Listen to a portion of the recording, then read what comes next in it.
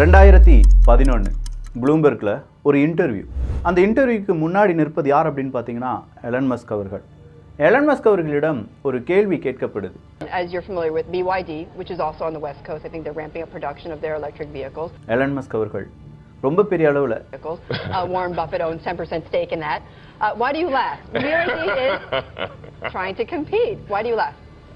கேவலமான ஒரு சிரிப்பை சிரிச்சிட்டு BYD பற்றிலாம் நான் என்ன நினைக்கிறேன். Have you seen their car? I have seen their cars, yes. In fact, at the Berkshire Hathaway meeting, I saw their cars. அந்த கார்லாம் நீங்கள் பார்த்துருக்கீங்களா? அதெல்லாம் என்னுடைய காம்படிட்டராக சொல்லிட்டு இருக்காதீங்க, எனக்கு அவமானம் அப்படின்னு சொல்கிறாரு எலன் மஸ்க் அவர்கள். இந்த எலக்ட்ரிக் வெஹிக்கிள் EV அப்படின்னு சொல்லி அந்த பெயரை கேட்ட உடனே எந்த கம்பெனியுடைய பெயர்லாம் நம்ம ஞாபகத்துக்கு வரும்? ஒரு பக்கம் டெஸ்லா, இல்லை ரிவியன், இல்லை லூசிட் ஸ்ப்ரிங், இந்த மாதிரியான நிறுவனங்கள் மட்டும்தானா? ஆனால் உலகத்தையே அசைத்து பார்க்கக்கூடிய, உலகத்தில் பல நாடுகளுக்கு EV வெஹிக்கிளை எக்ஸ்போர்ட் பண்ணக்கூடிய முக்கியமான ஒரு நிறுவனம் இருக்குது. அதுதான் BYD, build your dreams. BYD நிறுவனம் டெஸ்லாவுக்கு நேரடி போட்டியா, இல்லை டெஸ்லாவை விட உயர்ந்ததா? அவங்களுடைய பேட்டரி ஒரு புது புரட்சியை உருவாக்கி இருக்கிறது. அது என்ன? BYD முதல் தடவையாக நீங்கள் கேள்விப்படுறீங்கன்னா இந்த பதிவு உங்களுக்கானது தான். BYDயை பற்றிலாம் கொஞ்சம் நல்லாவே தெரியும் விக்கி, ஆனால் இன்னும் கொஞ்சம் ஆழமாக தெரிந்து கொள்ள வேண்டும் அப்படின்னு நினைக்கிறவங்களுக்கு இது இன்னொரு வரப்பிரசாதம் அப்படின்னு சொல்லலாம். அன்பு தமிழஞ்சங்களுக்கு தமிழ் பொக்கிஷத்தின் வணக்கங்கள்.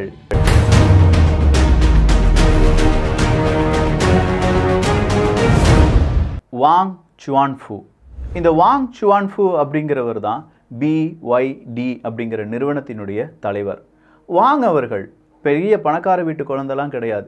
பார்ன் வித் சில்வர் ஸ்பூன் அப்படிலாம் சொல்லுவாங்களே, அது எதுவுமே கிடையாது. ஒரு விவசாயினுடைய மகனாக பிறக்கிறார். டீனேஜ் வர்றதுக்கு முன்னாடி அவங்களுடைய பேரண்ட்ஸ் இறந்துடுறாங்க. வாழ்க்கையில் வேறு வழியே இல்லை அப்படின்னு சொல்கிறவங்களுக்கு எப்போதுமே ஒரு வழி கை கொடுக்கும், அது படிப்பு அப்படிங்கிறது மட்டும்தான். அந்த படிப்பை செவ்வனே படிக்கிறார். எவ்வளவு கஷ்டப்பட்டாலும் பரவாயில்லை, நம்ம படிப்பு மட்டும்தான் நமக்கு கை கொடுக்கும் அப்படிங்கிறத வாங்கவர்கள் நினைக்கிறார், நம்பினார். நம்பினது மட்டும் இல்லாமல் செயல்முறைப்படுத்தினார். கெமிஸ்ட்ரி தான் அவருக்கு பிடித்த சப்ஜெக்ட். கெமிஸ்ட்ரி அப்படின்னு சொல்லும்போது அவர் படிச்சுட்டு வந்த காலகட்டத்தில் பேட்ரி சம்பந்தமான பொருட்கள், அது லேப்டாப்பாக இருக்கட்டும், மொபைல் ஃபோனாக இருக்கட்டும், இது எல்லாமே பூம் ஆகிட்டு இருக்கு. ஸோ இந்த பேட்ரி ரிசர்ச்சில் தான் இவருடைய படிப்பும் இருந்தது, இவருடைய வேலையும் இருந்தது அப்படின்னு சொல்லலாம். பேட்ரி ரிசர்ச்சை வேலை பார்த்துட்டு இருந்த இந்த நபருக்கு ஒரு ஆலோசனை, ஏன் நாம் ஒரு பேட்டரியை தயாரிக்கக்கூடாது? குறிப்பாக மொபைல் ஃபோனுக்காகவும் லேப்டாப்புக்காகவும் பேட்டரியை தயாரித்தால் என்ன? அந்த மார்க்கெட்டை ஏன் யூட்டிலைஸ் செய்யக்கூடாது? இதுதான் அவர் மனதில் வந்த கேள்வி. 1995 என்னானாலும் சரி, நாம் என்ன செய்யலாம், ஒரு பேட்டரியை உருவாக்கக்கூடிய நிறுவனத்தை தொடங்கலாம் அப்படின்னு சொல்லி வாங்கவர்களும் அவருடைய கசின் லூ ஷிங் வாங் அப்படிங்கிறவரும் சேர்ந்து ஒரு நிறுவனத்தை தொடங்குறாங்க. அந்த நிறுவனத்துக்கு ஒரு பெயர் போடணும், ரொம்ப ஷார்ட்டாக இருக்கணும் அப்படிங்கிறத மட்டும்தான் யோசிச்சாங்களே தவிர அதற்கு ஒரு மீனிங் இருக்கா அப்படிங்கிறது இல்லை. அப்படின்னா பில்ட் யுவர் ட்ரீம்ஸ் அப்படிங்கிறது உண்மையிலேயே வாங்கவர்கள் தேர்வு செய்த பெயரா அப்படின்னு கேட்டால் கிடையவே கிடையாது. காலப்போக்கில் BYD ஃபேமஸ் ஆகுது. ஒரு கட்டத்தில் ஒரு தொகுப்பாளர் கேட்குறார், பில்ட் யுவர் ட்ரீம்ஸ் தான் BYD அப்படின்னு சொல்லி. அவருக்கு ஆமாம்ல, இது நல்லா இருக்குல்ல, இதுவே இருந்துட்டு போட்டோம் அப்படின்னு சொல்லி தான் இந்த BYDக்கு பில்ட் யுவர் ட்ரீம்ஸ் அப்படிங்கிற ஒரு இலக்கணத்தை கொண்டு வராங்க. அப்படின்னா BYDனுடைய சக்ஸஸ் அண்ட் ஃபெயிலியர். பேட்டரி ரிசர்ச்சராக இருந்த வாங்கவர்களுக்கு எப்படியான பேட்டரியை எந்தெந்த நிறுவனங்கள் பயன்படுத்துகிறார்கள், அதை எப்படி மேனுஃபேக்சர் பண்ணணும் அப்படிங்கிறதெல்லாம் தெரியும். இதனாலேயோ என்னவோ சீக்கிரமாக சில முக்கியமான மொபைல் நிறுவனங்கள் இருந்தாங்கல்ல, மோட்டரோலாவாக இருக்கட்டும், நோக்கியாவாக இருக்கட்டும், பிளாக் அண்ட் டெக்கராக இருக்கட்டும், அவங்களுடைய மொபைல் ஃபோனுக்கும் அவங்களுடைய எலக்ட்ரானிக் டிவைசஸுக்கும் தேவையான பேட்டரியை யார் ப்ரொடியூஸ் பண்ண ஆரம்பித்தாங்க? இந்த BYD நிறுவனம் ப்ரொடியூஸ் பண்ண ஆரம்பித்தாங்க. வெறும் 20 எம்ப்ளாயிஸை வச்சு இந்த பிஸ்னஸ் அப்படிங்கிறத ஸ்டார்ட் பண்ணுறார் வாங்கவர்கள். இப்போதைய தோராய மதிப்பு அப்படின்னு சொல்லி பார்த்தா $3,51,000 அமெரிக்க. இதை வச்சு தான் இந்த பிஸ்னஸை ஸ்டார்ட் பண்ணி அதை எக்ஸ்பேண்ட் பண்ண ட்ரை பண்ணிட்டு இருக்காரு. லித்தியம் அயன் பேட்டரி அப்படிங்கிறதெல்லாம் 1996 உருவாக்க ஆரம்பிக்கிறாங்க. 2000 வருடம், 2002 அப்படிங்கிற இந்த 2 வருடங்களில் தான் மோட்டரோலா, நோக்கியா போன்ற நிறுவனங்களுக்கு இவங்க பேட்டரியை உற்பத்தி செஞ்சு கொடுத்துட்ருக்காங்க. எவ்வளோ நாளைக்கு தான் இந்த பேட்டரியை நம்ம உற்பத்தி செஞ்சு கொடுத்துட்டே இருக்கிறது? நாம் ஏன் இதே மாதிரியான ஒரு புது விஷயத்தை கண்டுபிடித்து இந்த உலகத்துக்கு இன்ட்ரடியூஸ் பண்ணக்கூடாது அப்படிங்கிற ஒரு யோசனை வருது வாங்கவர்களுக்கு. ஒரு ஸ்மால் ஆட்டோ மேக்கராக இருந்த ஒரு நிறுவனம் ஜியான் கிங்சான் அப்படிங்கிற ஒரு நிறுவனத்தை 2003 விலைக்கு வாங்குறார். அப்படி விலைக்கு வாங்கும்போது இவன் ஒரு முட்டாள், இவனுக்கு நல்லாதான பேட்டரி நிறுவனம்லாம் ஓடிட்டு இருக்கு, அதை விட்டுட்டு ஒரு ஆட்டோ மேக்கர், ஒரு கார்களை உருவாக்கக்கூடிய ஒரு நிறுவனத்தை வாங்குறானே, தேவையில்லாமல் ரிஸ்க் எடுக்கிறான் அப்படின்னு சொல்லுது உலகம். தேவையில்லாத ரிஸ்க் கிடையாது, என்னுடைய விஷன் இதுதான் அப்படின்னு சொல்றதுல வாங் அவர்கள் உறுதியாக இருக்காரு. 2 வருடங்கள்ல, அதாவது 2005 அவங்களுடைய முதல் காரை வெளியில விடுறாங்க வாங் அவர்கள்.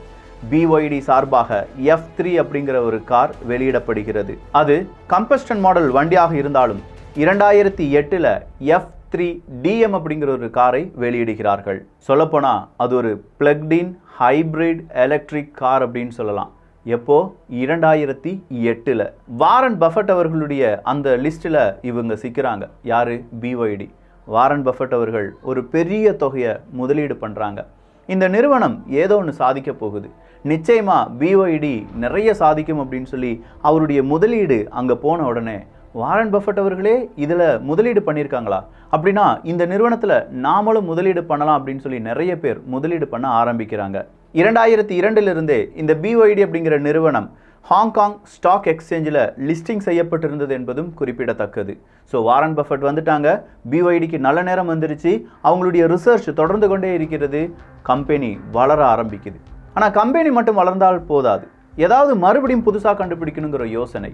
எல்லாருமே LFP அப்படிங்கிற பேட்டரியை விட்டு எல்லாரும் லித்தியம் அயன் பேட்டரி பக்கம் ஓடிட்டு இருக்கும்போது நான் LFP பக்கமே நிற்கிறேன் அப்படின்னு சொல்றார் வாங் அவர்கள். மறுபடியும் இந்த உலகம் அவரை முட்டாள் அப்படின்னு சொல்லுது. லித்தியம் அயன் பாஸ்பேட் அப்படிங்கிறது தான் LFP பேட்டரி. இந்த லித்தியம் அயன் பேட்டரியை விட இந்த LFP பேட்டரி அப்படிங்கிறது ரொம்ப பெரிய அளவில் சார்ஜ் நிற்காது, இல்லை அதுக்கான டென்சிட்டி அப்படிங்கிறது ரொம்ப கம்மி, இது ஒரு ஃபெயிலியர் அட்டெம்ப்ட் அப்படின்னு சொல்லி பலராலும் சொல்லப்பட்டது.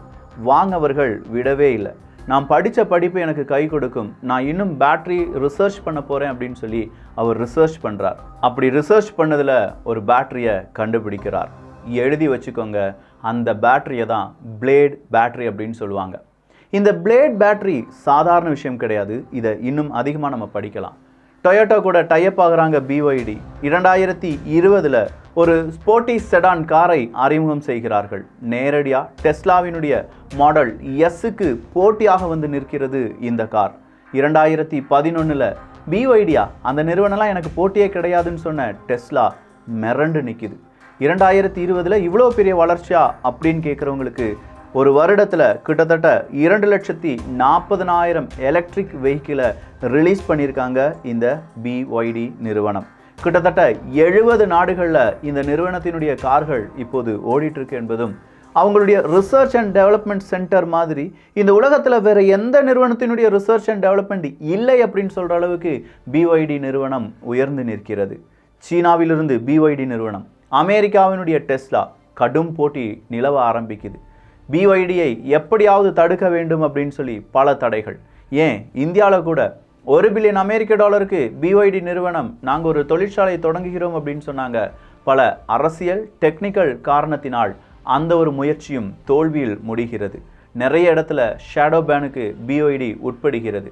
நிறைய இடங்களில் காப்பிரைட் அப்படிங்கிற பிரச்சனை BYDயை வந்து தாக்குகிறது. அத்தனையும் தவிடுபொடியாக்கி மீண்டும் மீண்டும் BYD அவங்களுடைய அந்த வெற்றி நடையை போட்டு வருகிறது. ஒரு பேட்டரியை கண்டுபிடிச்சாங்கன்னு சொன்னோம் பாருங்க, பிளேட் பேட்டரி. ஒரு சார்ஜில் 600 கிலோமீட்டர் போகும் அப்படின்னு சொல்கிறாங்க. 600 கிலோமீட்டர் மட்டும் கிடையாது, 3000 முறை இதை ரீசார்ஜ் பண்ணலாம் அப்படிங்கிறதும் இந்த BYD நிறுவனத்தினுடைய அறிவிப்பாக இருக்கிறது. நார்மலாக டெஸ்லா போன்ற கார்களுடைய பேட்டரியை ஒரு 1500லேருந்து 2000 முறை மட்டும்தான் ரீசார்ஜ் பண்ண முடியும் அப்படின்னு சொல்லிட்டு இருக்கிற அந்த காலகட்டத்திலேயே இந்த பேட்டரியை நீங்கள் 3000க்கும் அதிகமான முறை பயன்படுத்தலாம், ரீசார்ஜ் பண்ணலாம், அதையும் தாண்டி இதை பயன்படுத்தலாம் அப்படிங்கிற ஒரு கேரண்டியை கொடுக்குது BYD நிறுவனம். டெஸ்லா லக்ஸரி காராக அறியப்பட்ட இந்த நேரத்தில் சாதாரண மக்களிடமும் எலக்ட்ரிக் கார்கள் இருக்க வேண்டும். அந்த கார்கள் சரியானதாக நல்ல டெக்னாலஜியுடன் லாங் ரேஞ்ச் போகிற மாதிரி இருக்கணும் அப்படின்னு சொல்லி BYDனுடைய மார்க்கெட் என்டையர் டிஃப்ரெண்ட் கான்செப்டாக இருந்துச்சு. சைனீஸ் மேனுஃபேக்சர் இந்தியாவில் எப்படி அப்படின்னு கேட்டால் MG ஓடுது பார்த்தீங்களா, அதே மாதிரி இந்த BYDயும் ஓடுவதற்கான வாய்ப்புகளும் இருக்கின்றன. யூரோப்பியன் ஆட்டோமொபைல் மேனுஃபேக்சரர்ஸ் அசோசியேஷன் அதில் என்ன தெரியுமா சொல்லியிருக்காங்க, யூரோப்பியன் கார் மேக்கர்ஸ் ஐரோப்பிய ஒன்றியத்தில் 74.2% அவங்க தான் எலக்ட்ரிக் கார்கள் எல்லாமே உருவாக்குனாங்க. ஆனால் இப்போ அது 70% குறைந்து விட்டது. சீனாவினுடைய ஷேர் 0% மட்டும்தான் இருந்துச்சு யூரோப்பில். அதுவும் ஐரோப்பிய ஒன்றியத்தில் இவங்களுடைய எலக்ட்ரிக் கார் இப்போ அது 1.3% வளர்ந்து நிற்கிறது. அப்படின்னா ஐரோப்பிய ஒன்றியத்தில் மட்டும் இந்த சீனாவினுடைய BYD கார்கள் வளர்ச்சி அடையுமான்னு பார்த்தா Brazil, Thailand, New Zealand, Australia, Singapore இப்படின்னு சொல்லி பல நாடுகளில் BYD அவங்களுடைய கடையை விரிச்சிருக்காங்க. டெஸ்லாவுக்கு நேரெதிர் போட்டியாக BYD research and development centre, அதனுடைய பிளேட் பேட்டரி என்ன விஷயங்கள் உள்ள இருக்குது, ஏன் இவ்வளவு இன்டெப்த்தாக இந்த டாப்பிக்கை பார்த்துருக்கோம். வருங்காலம் பேசக்கூடிய ஒரு நிறுவனத்தை பற்றி உங்களுக்கு இன்ட்ரடக்ஷன் கொடுத்துருக்கேன். ஆனால் இது மட்டும் போதாதே, இன்னும் சில விஷயங்கள் தெரிந்து கொள்ளணும்ல. தமிழ் பொக்ஷத்தில் இணைந்திருங்கள். மர்ம முடிச்சுக்களும் நிறைய உண்மை தகவல்களும் தெரியாத புதிர்களும் நாம் தெரிந்து கொள்ள வேண்டிய தேவையான விஷயங்களும் இங்கே டிஸ்கஸ் செய்யப்பட போகின்றன. விடாமுயற்சி மட்டும் கிடையாது. இந்த உலகமே சில நேரங்களில் நீ முட்டாள் அப்படின்னு சொன்னாலும் என்னுடைய முயற்சி, என்னுடைய விஷன் சரியாக இருந்தது என்றால் நான் ஜெயிப்பேன், நீங்களும் ஜெயிப்பீர்கள் என்பதற்கு வாங் அவர்கள் சிறந்த உதாரணம். ஒவ்வொரு மாணவர்களும் மாணவிகளும் தெரிந்து கொள்ள வேண்டிய ஒரு முக்கியமான ஹிஸ்டரி தான் இந்த BYD-னுடைய வளர்ச்சி. டெஸ்லா எந்த அளவுக்கு வளர்கிறதோ அதை விட பல மடங்கு அதிவேகத்தில் வளர்ந்து வருகிறது BYD. இதே மாதிரியான இன்ஃபர்மேஷனுக்கு தமிழ் பொக்ஷம் சேனலை சப்ஸ்கிரைப் பண்ணிக்கோங்க. நல்லதை பகிர்ந்து ஷேர் பண்ணி நல்ல சமுதாயத்தை உருவாக்குவோம். நன்றி, வணக்கம்.